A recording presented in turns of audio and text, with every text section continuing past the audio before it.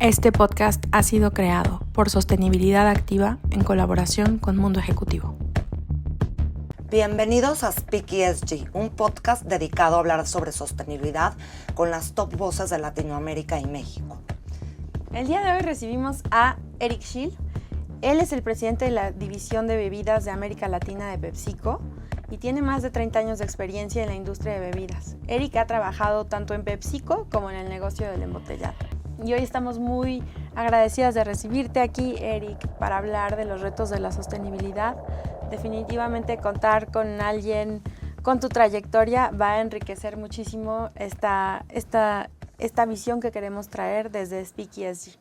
Así que muchas gracias por aceptar la invitación y estar aquí con nosotros. No, gracias Aranza, gracias Jessica por invitarme y bueno, listo para compartir aquí con ustedes lo que hemos aprendido. Claramente el tema de sostenibilidad, un tema que está mucho más de moda hoy y que ha venido avanzando muchísimo y que nos ha tocado reinventarnos y aprender muchísimo en los últimos años. Así que listo para compartir lo que les pueda compartir y lo que he ido aprendiendo en estos últimos años. Y ahorita que hablas de moda, justo te me surge esta pregunta, Eric. ¿Se te hace que es una moda? Mira, no, claramente llegó para cambiar, ¿no? Es interesante, está de moda por decir que está en boca de todos, ¿no? Pero claramente a mí me ha tocado vivir, digamos, el proceso de cómo ha venido cambiando el tema sostenibilidad. Y en los últimos, un tema que cuando yo entré a la compañía no existía, ¿no? Imagínate, entré en los 90s. Y en los últimos 15 años ha venido acelerando y yo diría que los últimos 5 años el proceso ha sido exponencial en el tema de ser parte de la agenda nuestra y de la agenda empresarial y de la agenda país y de la agenda comunidad. Entonces, no, ya no es una moda, llegó para quedarse y cada vez está más en las venas de todo, está intrínseco ya, ¿no? Cada vez, y eso, bueno, es parte de lo que hay que venir trabajando, ¿no? Cómo se vuelve parte intrínseca de los procesos. Y justo tú que lideras todo este sector de Latinoamérica y que tú sabes que Latinoamérica es bastante complejo, ¿cómo es que cada región ha ido, bajo tu experiencia, ido implementando cuando hay tantos contrastes en cómo ven y viven la sostenibilidad?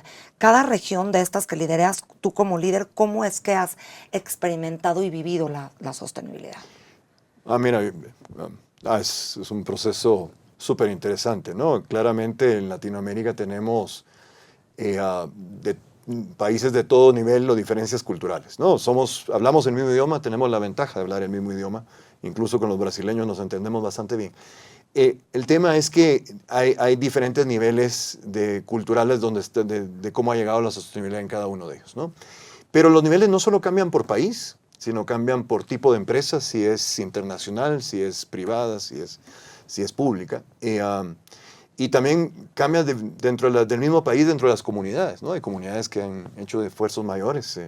Por ejemplo, yo soy guatemalteco y el lago de Atitlán, las 12 comunidades alrededor del lago hicieron un proyecto hace como 10 años y empezaron ellos como comunidad empezaron a cambiar cosas porque el gobierno no les daba digamos, el governance y las empresas que estaban alrededor, empresas, digamos, locales, tampoco hacían mucho esfuerzo. Empezaron a hacer un esfuerzo y hoy por hoy son de las comunidades más avanzadas en Guatemala en cuanto a la gobernanza detrás de todo lo que es sostenibilidad, para proteger el lago, que era su fuente de vida y de trabajo y de desarrollo, ¿no? Entonces, sí hay muchos niveles. Yo te diría que mi experiencia ha sido muy interesante porque claramente tienes desde países como México, que ha venido avanzando en su agenda, quizá de los más adelante en Latinoamérica, Costa Rica, que siempre se ha caracterizado por ser de avanzada, quizá de los países que no solo como gobierno, sino como comunidad y comunidad empresarial han venido avanzando muchísimo. Y tienes Colombia, que también ha hecho un esfuerzo interesante. Todavía no entiendo cómo Colombia está ahí. Me imagino que debe haber algo entre comunidad y gobierno. ¿Ahí dónde? En ese nivel, en el nivel que está Colombia, que me parece que si agarras de mi experiencia, puedo estar muy equivocado, y no quiere decir que los demás no estén haciendo nada, sino todos van avanzando, pero mi experiencia es que en Colombia, Costa Rica y México van avanzado mucho más en todo lo que es regulación y gobierno, ¿no? Entonces, eso ayuda mucho. No sé si ha venido del gobierno, de la comunidad, pero como comunidad total se nota un avance mayor que en otros países. También tiene que ver un poco con el tema de escala. Yo diría que los países donde posiblemente siento un poco más de de rezago en cuanto al tema completo pueden ser los países caribeños y centroamericanos, con excepción de Costa Rica, porque claramente cuando no tienes escala, el costo de la sostenibilidad es más alto, ¿no? Absolutamente. Entonces, no es que no se pueda hacer nada, sí se puede, pero posiblemente la escala va a costar más. La misma recolección de plásticos, si tú estás en un país como Nicaragua y no te da la escala, Nicaragua tiene 5 o 6 millones de personas, la Ciudad de México tiene 20, Claro. es mucho más fácil colectar acá, es mucho más rentable colectar acá porque colectas plástico mucho más rápido en dimensiones completamente diferentes que te permiten poner una planta de transformación de plásticos dentro de la Ciudad de México. Solita le alcanzan 5 o 6 plantas, a Nicaragua no le alcanza una haciendo todo el país. Entonces lo que le toca hacer a Nicaragua es juntarse con Honduras, El Salvador o Costa Rica para ganar escala, ¿no? Pero ahí, por ejemplo, o sea, es que es bien interesante porque las botellas las generan también las empresas, ¿no? Entonces, la recolección de botellas es algo que debe de caer en las empresas o debe de caer en el gobierno. ¿Cómo ven ustedes eso? ¿Cuál es su acercamiento? Mira, hay que vivir las realidades cambian mucho también de país a país y es algo interesante en la sostenibilidad, que no necesariamente la receta europea es la que nos va a funcionar, ¿no? En Europa, y no en todo en Europa, no en todos los países de Europa hay una colección. Tú vas a Alemania o a Holanda y la colección de botellas es responsabilidad de la persona, del gobierno y entonces tú llegas con tu bolita, con tu botellita de plástico, te toca caminar media cuadra, llevar a una vending y la metes así y se recicla completamente sola. ¿Qué pasa en nuestro sistema latinoamericano, que se parece mucho al indio, al chino, a otras economías? Es que la economía de recolección ya existe y parte de fondear la recogida de desechos en nuestros países, parte de que es rentable si tú recoges plástico, cartón, aluminio y vidrio, porque eso tiene valor. Si tú le quitas eso, si todos nosotros recolectamos cartón, vidrio, botellas plásticas y no las mandamos a la basura, sino se lo damos a alguien para, digamos, tú dices, bueno, la empresa de cartones pasa a tu casa y lo recoge, se vuelve un problema la recolección de basura porque no hay cómo fondearlo. Hoy en nuestro sistema se fondea así. Entonces es una forma de que a los gobiernos no les salga tan cara la recolección de basura, porque como recogen plástico, cartón, vidrio y aluminio, con eso que lo venden, logran fondear mucho del costo de la colección de basura.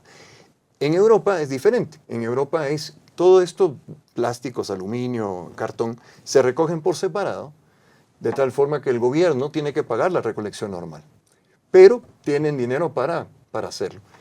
¿Cuál es el ideal? No sé. Pero en el sistema que nosotros vivimos se puede mejorar y nosotros trabajamos mucho, parte de nuestro compromiso, porque yendo a tu pregunta anterior, parte de nuestra experiencia, como hay tantos niveles entre empresa pública, privada, países y todo, nuestra responsabilidad como empresa global, PepsiCo Global, es cómo subimos los estándares de nuestra gobernanza para que aprendan no solo nuestros competidores, sino trabajar cerca del gobierno, sino también trabajar con nuestros proveedores, y a nuestros proveedores les exigimos también. Entonces les empiezas a subir la barra de sostenibilidad a ellos. Entonces la única forma de venderle a la industria de refrescos, a Pepsi y Coca-Cola, es tengo que cumplir con la certificación. Si no, no le puedo vender. Y la certificación te exige ciertas cosas de sostenibilidad.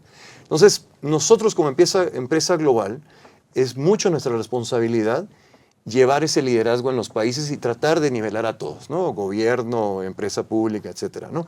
Entonces sí tenemos una responsabilidad ahí y es parte de lo que todos nosotros tenemos que hacer, llevar ese liderazgo, ¿no? Entonces sí parte de nuestra responsabilidad pasa por todo eso y también, lógicamente, hacer pruebas y ver cómo podemos mejorar la colección. Nosotros trabajamos mucho hoy con el sistema como está armado, con los colectores de basura de todos los países. Tenemos fundaciones donde les damos educación, ayudamos a que lleguen a tener seguro, por ejemplo, la gente que trabaja en la colección, que es una empresa enorme en Latinoamérica, ¿no? La empresa de colección de basura es enorme y de hecho, cuando les he dicho que he venido aprendiendo mucho, por ejemplo, ¿quién iba a decir que parte de mi trabajo era ir a visitar a los colectores de basura? He ido a visitar colectores de basura en Guatemala, Costa Rica, aquí en México a un par, en Brasil hemos ido a visitar y hacemos esfuerzos de todo tipo. No te creas que no solo hacemos eso, estamos haciendo pruebas también de cómo coleccionamos nosotros en Chile. En los puntos de venta ponemos unos basureros y decimos, aquí metan las botellas plásticas y cuando pasa el camión de refrescos nos llevamos esa bolsa. Claro, lo que colectamos ahí es bien poco comparado al total, porque todavía como comunidad hay que trabajar mucho en muchas cosas, ¿no? Pero me llama la atención que entre los países que mencionas, vamos a decir, a la vanguardia de la sostenibilidad, está México, Colombia y Costa Rica, pero los chilenos han sido unos grandes pioneros de la sostenibilidad a nivel Latinoamérica. ¿Cómo ves a Chile o por qué no está en el top 3? No, porque sí, yo te diría que está en el top 5. Posiblemente después de los que te mencioné pondría a Brasil y a Chile. Mira, depende de dónde tomes la foto, ¿no? Quizá te estoy dando un promedio de los últimos 5 años. Chile es bastante estricto en ciertas regulaciones y la comunidad está más avanzada, la comunidad empresarial, la comunidad en general, que varios países de Latinoamérica. En algunas cosas se han venido retrasando y hasta ahora están llegando ahí. Entonces, ahora sí empiezan a llegar ciertas regulaciones en Chile que hemos estado, que se van a implementar ahora, 25-26, pero venían un poco atrás de posiblemente lo que se había hecho en varios países. Mira, yo te doy un ejemplo que pasa en la médula del tema de refrescos o bebidas, que es el plástico, ¿no? México empezó a recolectar plástico formalmente hace 25 años.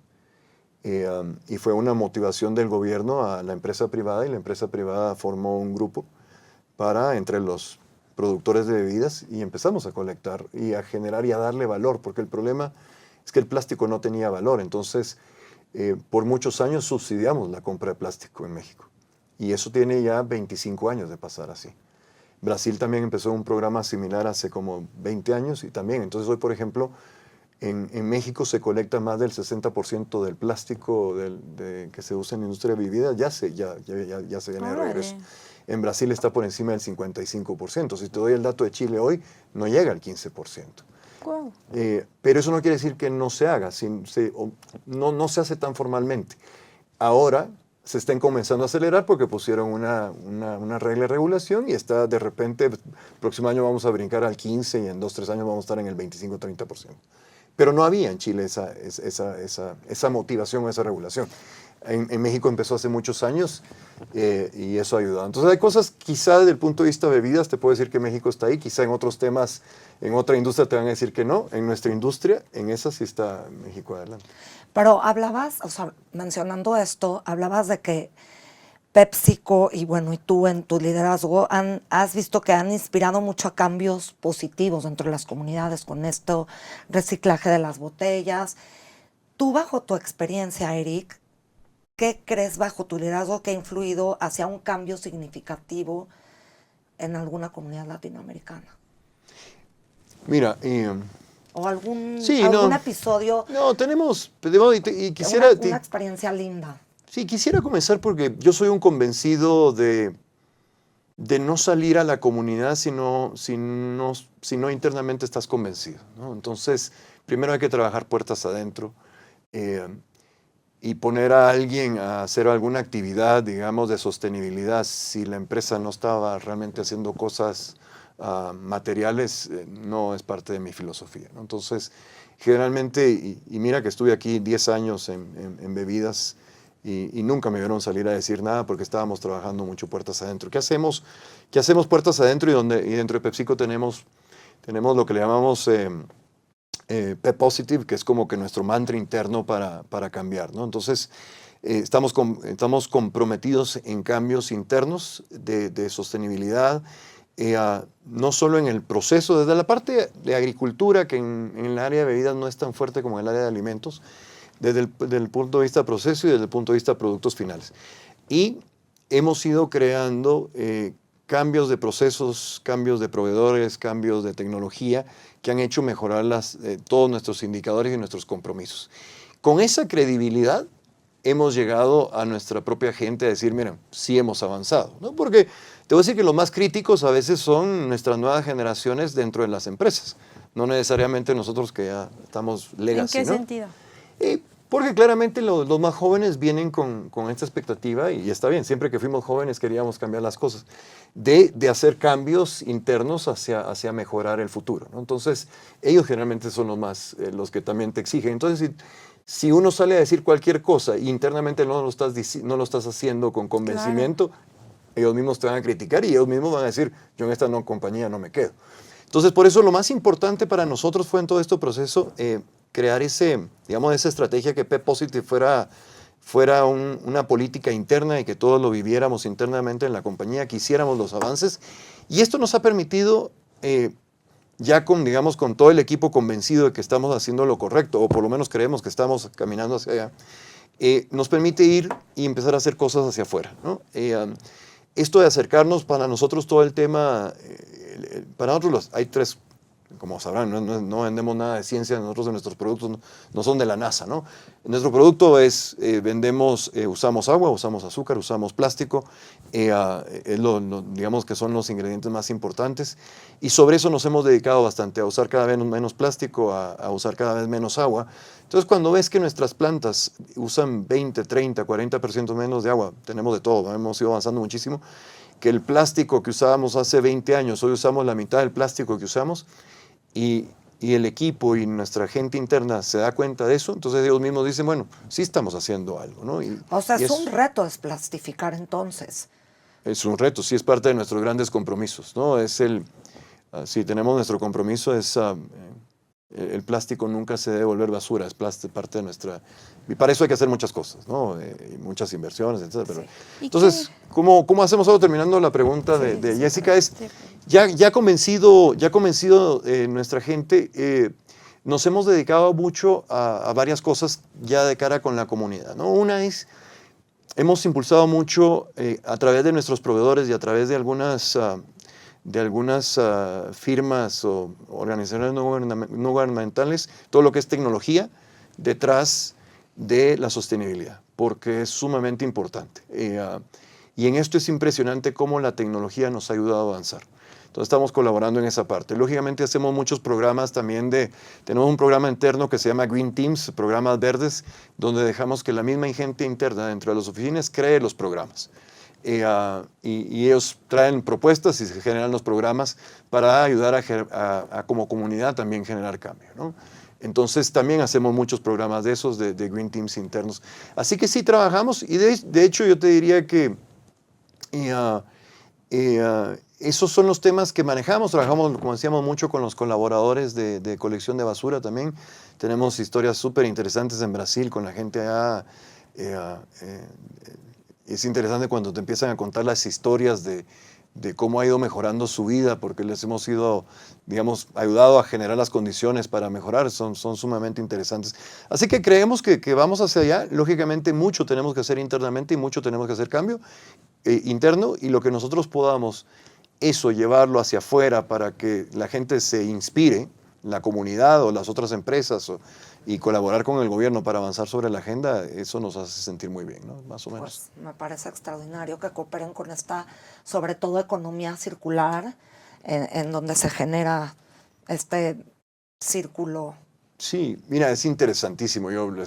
Sin entrar en el detalle de los pesos, nuestras botellas de Gatorade, ustedes las tocarán y son gruesas. Sí, sí. Es porque el proceso es un proceso en caliente, que el proceso te lleva a temperaturas de más de 85 grados centígrados, con lo cual un plástico cualquiera se derrite. Entonces, por eso el peso de la botella. Ese proceso, desde que tenemos Gatorade hace 30 años, ya existía, ¿no? Pero hemos venido cambiando el proceso para llenar. La tecnología nos ha permitido que no tenemos que llevarlo a 85 grados centígrados, sino ahora lo llevamos a 70 y tantos grados centígrados, lo que te permite que no tienes que tener tanto peso en la botella. Y hemos encontrado tecnologías con los proveedores de hacer botella mucho más aligerada para que la botella sea mucho menos pesada. Hoy la botella de Gatorade pesa la mitad de lo que pesaba hace 20 años. Entonces, es súper importante. Y ahorita que hablas del proceso, qué bueno que tocabas ese tema, porque sé que ustedes tienen ahorita un reto muy grande de ser para el 2030 agua net cero. Uh-huh. ¿Cómo van a hacer esto? Bueno, mira, yo diría que es una buena... Y me acuerdo cuando, creo que te comentaba hace poco, algo que es importante para nosotros es ponernos esos retos, ¿no? Si me preguntas ahorita, a lo mejor no tengo el 100% de claridad de cómo vamos a llegar a todos nuestros objetivos, porque cuando Muy ambicioso. nos pusimos todos los objetivos, la primera vez que nos pusimos los objetivos, creo que fue hace como 7 años, yo mismo pensé, dije, ¿a quién se le ocurrió esto? Esto imposible llegar a esos objetivos, ¿a quién se le ocurrió? Pero dije, bueno, yo ya me dije, ¿a quién se le ocurrió? ¿Hay chance de cambiarlos? No, Eric, no hay chance de cambiarlos, toca operar con ellos, ¿no? Y el siguiente paso, tuve que armar un equipo para decir, señores, tenemos que llegar a esto, ¿cómo hacemos? Y es increíble la cantidad de soluciones que empezaron a salir. Por eso te decía, yo soy eternamente positivo. Pero si uno se deja overwhelm o sobrellevar por los objetivos, te puede crear mucha frustración. Entonces mi primer mensaje es, no nos tenemos que frustrar, empecemos a encontrar las tecnologías. Y es increíble lo que hemos avanzado para llegar ahí. Así que, mira, es interesante, en el mismo consumo de agua o el mismo consumo de plástico, consumo de agua, el mismo hecho que a lo mejor no teníamos objetivos tan claros, eran objetivos de eficiencia, no nos hacían ser lo más eficiente posible. Cuando nos ponemos con esto, hemos logrado bajar solo en los últimos 4 años cerca del 30% de consumo de agua, ¿no? En plástico seguimos reduciendo el consumo de plástico 10-15% en los últimos 2-3 años, fuera de los primeros, digamos, de las primeras ajustes que se hicieron. Entonces siempre nos acompaña la tecnología y te voy a dar cosas que parecen pequeñas y son grandísimas, ¿no? En agua, por ejemplo, cuando tú dejas de producir un producto y cambias de producto, tienes que lavar la línea porque si no te va a salir el producto de sabor a naranja, te va a salir con sabor a uva, ¿no? Claro. Lógicamente tienes que darle pues lógicamente, ¿qué hacíamos? Agua, ¿no? Como lavar platos, ¿no? Sí, claro. En la casa también hay que ser bastante más conscientes. Pero, ¿cuánto? Porque nadie nos mide cuánto de agua consumimos cuando estamos lavando platos, ¿no? O sea, pero deberíamos de medirlo, ¿no? Pero por suerte las compañías, y es nuestra responsabilidad hacerlo, vamos adelante y entonces tenemos todas las mediciones. No medíamos ni el consumo de agua cuando limpiábamos una línea, ¿no? Lo empezamos a medir hace, no sé, 15 años, ¿no? Y después de eso empezamos a medir, bueno, ¿ahora cómo lo vamos reduciendo? Entonces empiezas a reducirlo. Y hoy, por ejemplo, hay un proceso apoyado por la tecnología que le llamamos un cleaning in place, que cuando yo comencé, imagínate, había que llenar de agua todos los tanques. Ahora no, ahora se llenan de vapor y usas mucho menos agua y eso hace que se esterilice Además. en lugar de... y es un mejor proceso, más limpio y no usas agua. O sea, o el uso del agua es mucho menor. Se optimizó. Entonces, se optimizó, increíble. Entonces dices, bueno. O por ejemplo, el consumo de energía eléctrica. Las bodegas que usábamos nosotros para guardar los productos tenían lámparas como las que tenemos acá, ¿no? Hoy no. Hoy dijimos, ¿y por qué en el techo, en lugar de tener lámina oscura, no ponemos lámina transparente en varias líneas? Y no necesitas tener las luces encendidas durante el día porque con la luz solar se enciende. Entonces, claro, ahora tenemos unos sensores que si ahí está muy nublado, pues sí se encienden, ¿no? Pero si no, con las ¿cómo se llama? Las láminas transparentes empiezas a usar mucho menor energía eléctrica. Entonces, imagínate, o sea, son cosas pequeñas, pero cuando empiezas a sumar todas esas ideas, hemos logrado ir reduciendo el consumo de agua y el consumo de energía y el consumo de plástica. Y son transformadoras, que eso es lo más Y son importante. transformadoras y a veces son ideas que uno piensa, no sé, en cosas grandes, pero a veces son cosas pequeñas que te van enseñando la misma gente que opera, ¿no? Y qué interesante porque, o sea, desglosas el negocio de una forma muy simple, pero también bien relevante, ¿no? Agua, que es el reto de aquí en adelante. Agua, plástico, que es uno de los males que más están aquejando al mundo porque no sabemos qué hacer con tanto. Y azúcar, que también es un tema durísimo porque las plantaciones de azúcar generan son uno de los problemas medioambientales más grandes, ¿no? Sí. ¿Qué hacen en ese aspecto? Porque hemos tocado los primeros dos. Sí. Y mira que ¿tú dices en el de azúcar específicamente o en los tres? O sea, bueno, en los tres ya vimos que están haciendo esfuerzos significativos para reducir el plástico, que igual me gustaría saber si tienen alternativas, o sea, justo con la ayuda de la tecnología, ver si hay alguna alternativa al mismo, o han encontrado que su viabilidad es poca, y en la agricultura. No, si quieres mira, en el de plástico nos hemos metido muchísimo porque claramente usamos mucho plástico, ¿no? Hoy por hoy ha habido todo un tema de comunicación de la responsabilidad sobre el plástico. nadie dice nada del aluminio, ¿no? ¿Por qué nadie dice nada del aluminio? La respuesta es sencilla, porque el proceso para reciclar aluminio existe desde hace toda la vida. El aluminio es muy fácil reciclar. Lo que pasa con el plástico es que no había la tecnología. Hace 20 años o 30 años no existía la tecnología para reciclar el plástico. Hoy existe la tecnología para reciclar el plástico. Entonces, de aquí a futuro, el plástico de las botellas no te debiera parecer tan malo, porque va a ser lo mismo que el aluminio. Todas las botellas se pueden reciclar hoy. Hoy todo el plástico que usamos en las botellas se puede reciclar. De hecho, hoy, como nosotros el plástico lo usamos para un producto alimenticio, tiene que ser un plástico de alta calidad. Nuestros plásticos hoy, no todos regresan a ser botella, porque la mayoría lo usan los textiles. Toda la ropa que usamos hoy tiene plástico. Y las textileras usan mucho los plásticos que salen de la colección de... Entonces tú agarras una playera de la selección mexicana, hecha por Umbro, no sé quién está patrocinando hoy la camiseta, bueno, de cada país tiene su diferente playera, vienen con plásticos reciclados. Entonces mucho por ejemplo en los supermercados tú puedes comprar fresas, por ejemplo, que vienen en una cajita plástica muy delgadita, esa viene de plástico de botella reciclada. Lo que pasa es que esa publicidad no se hace. Ahora, ¿cuál fue el problema? Y no es que hoy estemos haciendo bien y antes hacíamos mal, es que la tecnología para reciclar el plástico de las botellas que usamos llegó muy tarde y eso creó, digamos, este ruido. Quizás sin la presión, a lo mejor se hubiera tardado más. Qué bueno que vino la presión porque hoy por hoy la mayoría del plástico se recicla y se vuelve botella.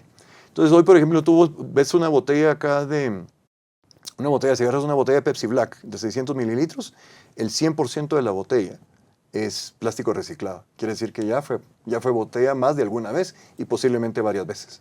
Entonces, ese es un camino. ¿Qué hacemos con los proveedores externos? Lo comentaba antes, nosotros a todos les pedimos certificación, procesos, y en el tema del azúcar tienen que pasar por una certificación donde tienen que regirse por las mejores prácticas. Los temas de certificación también son temas interesantes porque primero le exige ciertas cosas y tú dirías, bueno, pero no hemos resuelto todo el tema de los cañeros. No, y muy seguramente no. Pero la certificación te va subiendo el nivel y les va exigiendo cada vez más.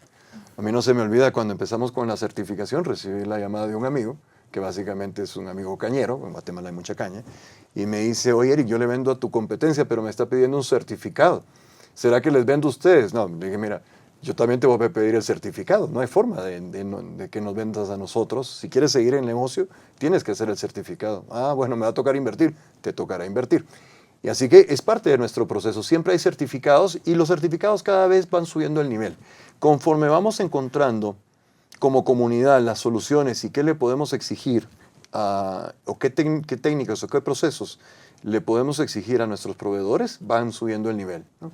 No tenemos todas las respuestas tampoco, ¿no? Nosotros en el área de alimentos también tenemos algo que se llama Demo Farms, que también les explicamos a la gente que le compramos las papas, las patatas, cuáles son los procesos que tienen que seguir con los cultivos para asegurarnos que usen la menor cantidad de agua. O sea, ahora, ¿los esfuerzos resuelven todo? Muy posiblemente todavía no, pero vamos hacia allá, sí, ¿no? Ese es un poquito. Lo bueno que va pasando es que vas digiriendo poco a poco. Y hoy, por ejemplo, el costo de reciclar botellas, dependiendo del país o donde estamos en diferentes niveles, cada vez lo tenemos más ya digerido. Entonces ya lo vemos como un costo que pasamos y que vamos a seguir teniendo. Entonces seguimos avanzando en eso y así seguimos con todos los temas, ¿no? O sea, claramente, hoy no hablamos de los enfriadores que ponemos en los puntos de venta, pero los enfriadores del punto de venta hoy gastan como un 20% de lo que gastaban hace 10 años.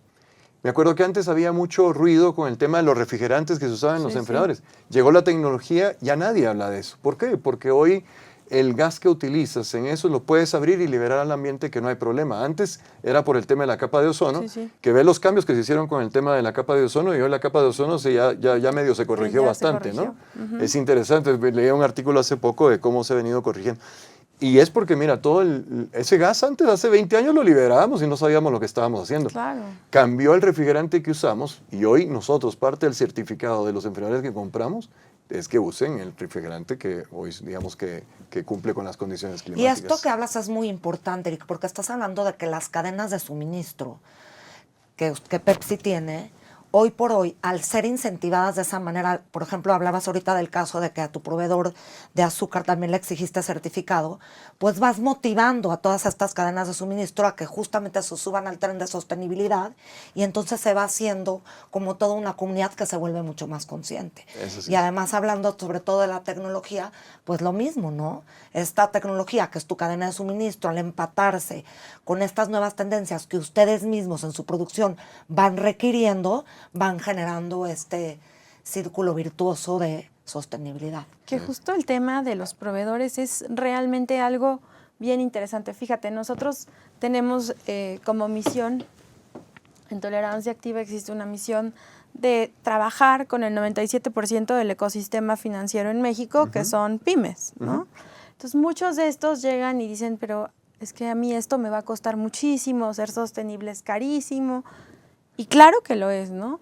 Pero eventualmente venderle a proveedores como ustedes o más grandes o más pequeños va a requerir que se pongan al corriente, ¿no? Entonces, mi duda ahí es, bueno, el cañero pues, supongo vendía muchísimas toneladas de caña, ¿no? Pero si ustedes llegan a trabajar con proveedores pequeños, ¿cómo es este proceso? ¿Les educan, les enseñan? Mencionabas que con lo del las papas tienen estas demo farms que les ayudan a como entender un poquito mejor cómo pueden producir de maneras más sostenibles. ¿Cuál es el proceso de acompañamiento de su parte? ¿Le invierten mucho o no le invierten mucho? ¿Es parte importante del negocio? Sí, es parte importante del negocio. Y quizá, yo diría que sí tiene un costo. Claramente la sostenibilidad tiene un costo, pero es el costo de la viabilidad del negocio y es el costo de la viabilidad de tener una comunidad bien, ¿no? Entonces, en eso estamos comprometidos. Pero claramente tú si eres una pyme dices, oye, ¿por qué lo voy a hacer? Pero no te creas. Nosotros también trabajamos en Latinoamérica el negocio de bebidas a través de un sistema de franquicias. Y el sistema de franquicias, a pesar de que es un sistema muy, muy estable, tiene años en el negocio, también su primera respuesta es que esto me va a costar. Pero lo lindo de esto, yo te diría que, o la magia de esto, es que no todo cuesta. En el total, sí, la sostenibilidad va a tener un costo, pero bueno, es el costo que tenemos que pasar. Pero hay cosas, por ejemplo, y hablaba hace un poco, o sea, ¿cuánto nos va a costar cambiar las láminas del techo? Entonces tú dices, bueno, pero te vas a ahorrar energía. Entonces, la cosa es a veces solo encontrar los argumentos y dices, mira, lo que te vas a ahorrar de energía eléctrica en 5 años es mucho más del costo de invertir y cambiar las láminas del techo. Costo-beneficio. El costo-beneficio. Entonces dices, bueno, sí se puede hacer, sí, pero posiblemente el pyme te va a decir, pero lo tengo que poner hoy, ¿no? Y es ahí donde a veces también nosotros aportamos, apoyamos y para motivar y provocar e inspirar que hagan cambios, a veces nosotros nos comprometemos un poco más, incluso con nuestros socios franquiciados, que son socios grandes, pues no son empresas enormes, ¿no? O sea, nuestro socio en Brasil es Anheuser-Busch, o sea, no es un socio chiquito, ¿no? Pero eso lo hacemos con todos. Entonces, creo que la magia de esto y lo lindo de esto es encontrar dónde hay ahorros y esos ahorros cómo fondean la otra parte. Entonces, siempre hay, a veces no va a ser igual lo que te ahorras con lo del costo, pero por lo menos le bajas el costo. Entonces, por ejemplo, el plástico, ¿no? A lo mejor el plástico reciclado es más caro que el plástico nuevo, dependiendo si el sistema está bien lubricado o no, ¿no? Entonces, dices, bueno, sí, pero aquí traigo una botella de Gatorade que pesa 20% menos, que te va a costar 20% menos. Con ese ahorro, en lugar de que se vaya a la bolsa, invirtámoslo en otra cosa. Claro. Entonces, ahí es donde vas encontrando. Entonces, yo te diría que ¿cómo encontramos esa narrativa o ese proyecto donde dices, bueno, ahorramos acá? O con esta educación podemos encontrar procesos, te puedes ahorrar algo y invertimos acá. Entonces, siempre hay. Y yo diría que lo bueno es que hay que empezar por algo. Si quieres resolver todo de golpe, para cualquier empresa es muy caro. Grande, pequeña, porque claramente el problema es según la dimensión, ¿no? Como dicen, ¿no? Los hijos pequeños, problemas pequeños, hijos grandes, problemas grandes. Es lo mismo. Empresa grande, problema grande, empresa pequeña, problema más pequeño. Pero en su dimensión es muy importante para cada quien. Absolutamente. Pero si encuentras la narrativa de por lo menos arrancar con algo, aunque la primera sea educativa, pero que empiece a generar un impacto, empiezas a generar un cambio. Y es ahí donde se empieza a generar el cambio en todo. Entonces yo creo que sí se puede hacer claramente y lo tenemos que hacer. Y tiene un costo, sí, pero hay cosas que nos salen un poco más baratas, digamos, y ese puede ayudar a fondear la otra parte. O sea, Eric, estás afirmando que entonces, o sea, le podrías decir a nuestros escuchas que definitivamente la sostenibilidad es una inversión. La sostenibilidad, bueno, la sostenibilidad más que es una inversión, bueno, es una inversión claramente para el largo plazo, ¿no? Definitivamente sí. Yo diría que no sé cómo llamarle, es una responsabilidad, es el costo de hacer negocio. O sea, yo creo que de ahora en adelante, así como decimos, si vas a poner un negocio, los impuestos es parte de hacer el negocio, no es que te los vas a brincar, ¿no? Pones un negocio, hay que pagar impuestos. Pues hay un impuesto que se llama sostenibilidad para ser viable, ¿no? Y tiene muchas facetas, sí, desde el costo de educar a la gente, desde el costo de invertir en algunas cosas por delante y a lo mejor después hay ahorros. Y hay costos en hacer cosas que son un poquito más caras, sí, sí. Claramente lo que me parece a mí que no puede pasar es, no podemos arreglar un problema que a lo mejor venimos acumulando por 30 años de un día a otro, porque Claro, entonces 100%. el costo pasa de 0 a 100 y lo que vas a hacer es, digamos, limitar la viabilidad de ciertas compañías. Entonces, si nos tardamos 30 años en hacerlo, pues lo tenemos que corregir en el menor tiempo Sí. posible, pero no nos tardemos 30 años en corregirlo. Pero no lo puedes hacer en un año. Entonces yo creo que es hacer ahí. pequeñas acciones. Yo creo que si vas subiendo de a poquitos o de a pocos o de steps, digamos, porque no necesariamente son poquitos los steps, cada paso que das hay que darlo y hay que empezar a darlo. Entonces sí es una inversión y tiene costo, pero hay formas de irlo haciendo, ¿no? Hay una pregunta que yo te quería hacer, perdón, Aranza, desde hace rato, porque claramente pues eres un líder, eres un líder muy importante en una compañía pues modelo, y quería pasar un poquito a la G, a la gobernanza. Yo también le quería preguntar de eso. ¿Cómo es que tú incentivas y tienes estos equipos o esta cohesión dentro de tu liderazgo para que todos los empleados realmente tengan como la camiseta puesta? Porque sí he notado que en este tipo de empresas, Eric, hay una fórmula para que toda tu gente siempre esté contenta, se ponga la camiseta Pepsi y haga todo en equipo para que la empresa realmente cumpla con todos sus objetivos. ¿Cómo haces esto, esta magia?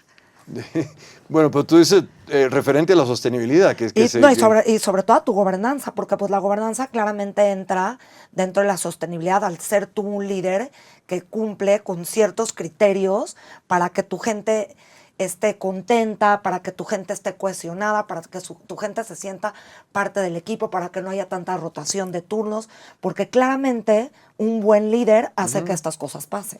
Bueno, mira, te voy a contestar de cerca de la sostenibilidad, porque si no nos podemos abrir muchísimo. Sí, pero mira, lo que creo que es muy importante es, las empresas normalmente estamos organizadas por silos y cada quien tiene su responsabilidad, ¿no? El de producción es responsable de esto, el otro, el de ventas de esto, el de legal de cuidar la compañía. Entonces, cada quien tiene su responsabilidad preestablecida. Una organización que a lo mejor está anclada en cómo se desarrolló el contexto empresarial hace 70, 80, 100 años.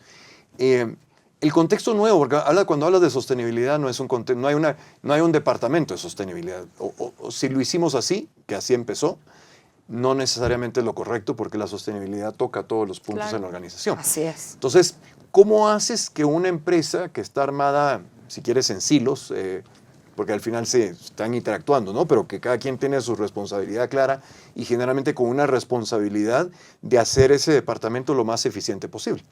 Y de repente aparece sostenibilidad y dice, bueno, ¿y yo por qué? ¿No? O sea, bueno, yo le puedo, en producciones, si quieren sostenible, voy a sacar un producto más caro. El de venta va a decir, pues yo voy a vender menos, ¿no?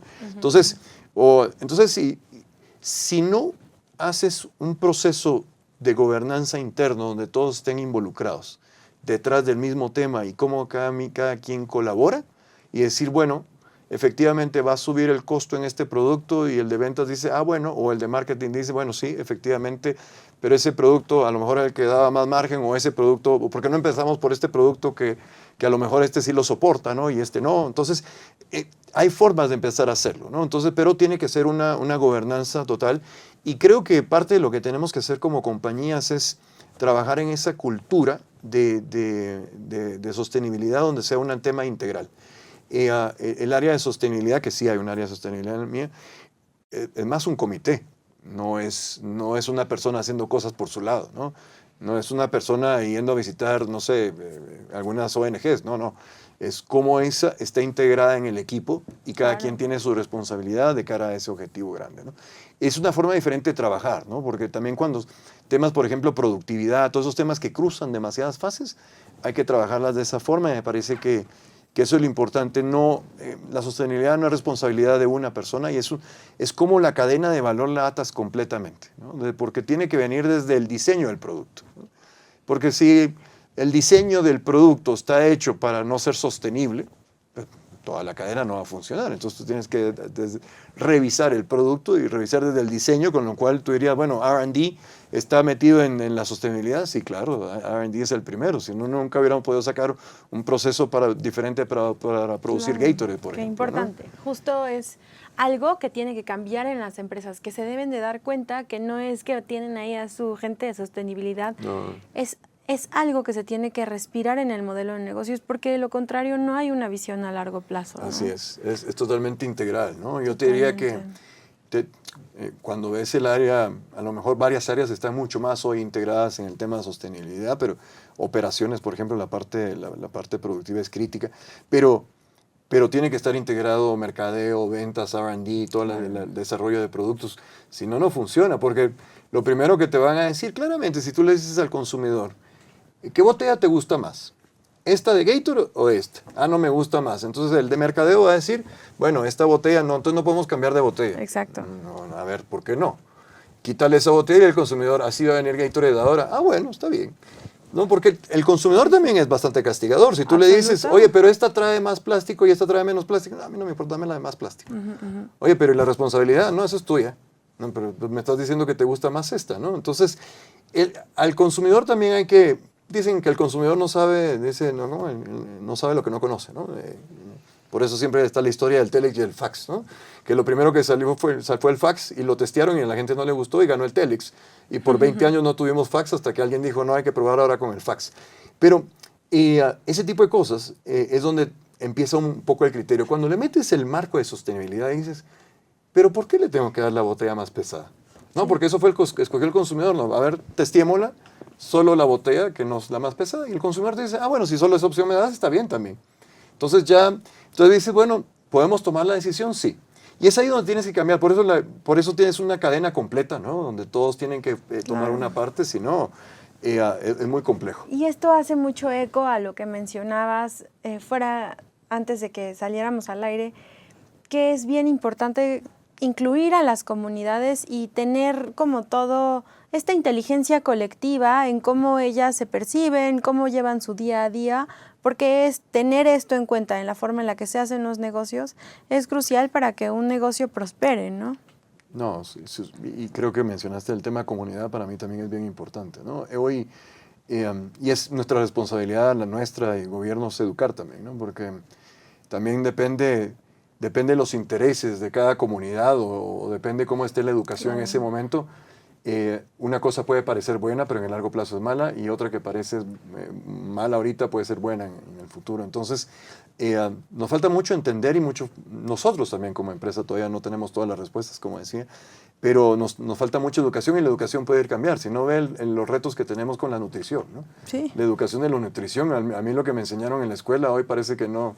Depende, cada 5 años cambia, ¿no? Ese triangulito que me enseñaron a mí en la escuela, cereales. Ya es obsoleto, ahora resulta claro. que yo mismo ya no como algunas cosas de ese triangulito porque tengo la información.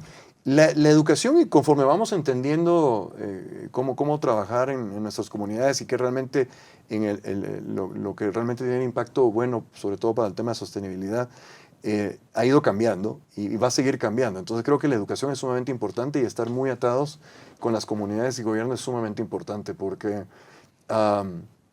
posiblemente hoy hay cosas que tienen mucho más volumen que otras, pero esas que tienen mucho más volumen no necesariamente son las que nos van a afectar después, ¿no? Entonces, yo creo que hay retos mucho más interesantes. Ahorita, lógicamente, para nosotros todo lo que es agua, plástico, son de hoy de sumamente importancia, pero tenemos el tema de emisión de gases, que también es un tema sumamente importante y que no lo entendemos todavía al 100 también. Así creo que tenemos que trabajar mucho con la comunidad, tenemos que trabajar mucho en la educación, es nuestra responsabilidad con el gobierno de ir encontrando las cosas, ¿no?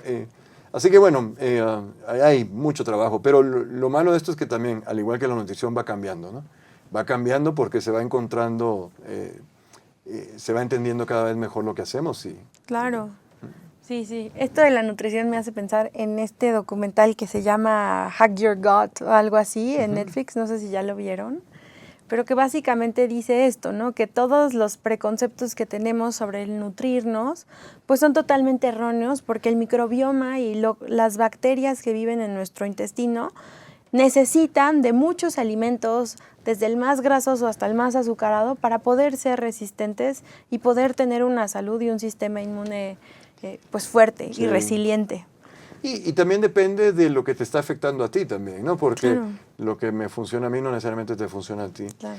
Claramente, dicen, por ahí hay alguien que dijo que la moderación es la madre de la nutrición, ¿no? O sea, si te moderas en todo está bien, ¿no? Pero bueno, hay estudios de todo detrás de la nutrición, que también está muy cerca de nuestros productos. Entonces, por eso es que estamos también ahí bastante metidos. Pues ¿no? qué interesante tenerte aquí, de verdad estamos profundamente agradecidos por esta conversación, por haber platicado con una cabeza y un liderazgo tan casado con la coherencia, que eso es lo que me has transmitido. Gracias a todos por sintonizarnos, gracias por estar aquí, por platicar de los retos de la sostenibilidad y por último, se me estaba olvidando, ¿cuáles son los retos de la sostenibilidad de aquí a 5 años para ti? Bueno, yo diría el primer reto para nosotros es no sentirnos abrumados. Tenemos muchos retos, pero creo que cómo a través de la tecnología y de ir entendiendo cada vez más todos nuestros procesos y de ir trabajando creo que la primera parte son esos retos. El primer reto es cómo nos educamos más y encontramos tecnología para resolver todos los problemas que tenemos. Y el segundo es cómo trabajamos como comunidad, porque es una responsabilidad de todos. Gobierno, comunidad, empresa privada, pymes, etcétera. Cómo trabajamos juntos para ir en el mismo vagón del tren, ¿no? Y el reto es que nos subamos todos a ese tren, ¿no? Y hoy por hoy no todos están subidos en el tren, ¿no? Algunos más, otros tienen un pie, otros a medias. Y cómo metemos en todo esto también al consumidor, ¿no? Nosotros también como consumidores, cómo nos involucramos más. Es un gran reto, ¿no? Yo creo que ese es el gran reto para los próximos 5 años, pero cada año salen nuevos retos, así que yo diría que lo más importante es no sentirnos abrumados. Creo que vamos a encontrar las soluciones y vamos a salir adelante, ¿no? Pues eso no significa no hacer nada, by the way. Hay que hacer mucho, no hay que esperar que venga del cielo, ¿no? Va a llegar, pero lo tenemos que buscar, ¿no? Ese es parte de nuestro reto. Pues muchas gracias a todos y los vemos en nuestro próximo podcast. Gracias a todos por sintonizarnos. Sigamos hablando de los retos de la sostenibilidad. Gracias. Gracias, Jessica. Este podcast ha sido creado por Sostenibilidad Activa en colaboración con Mundo Ejecutivo.